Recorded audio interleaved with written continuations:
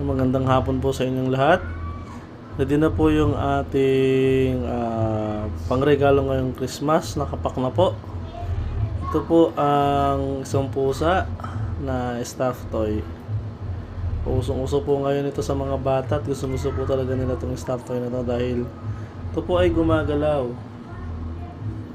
Ito po. Gumagalaw po talaga yan. Tunay po yan. Nakapak na po siya dyan sa ating tray. Babalutan na lang po natin siya ng gift wrap para po presentable po kapag binigay natin sa ating mga re-regalo ngayong Christmas. Ayan. Buy one take one po. Promo po tayo ngayon. Kaya PM lang po sa mga interesado. Ayan po, yun. Kapag full charge po at inon po natin yung kanyang switch button sa likod. Ayan po. Gumagalaw po yan.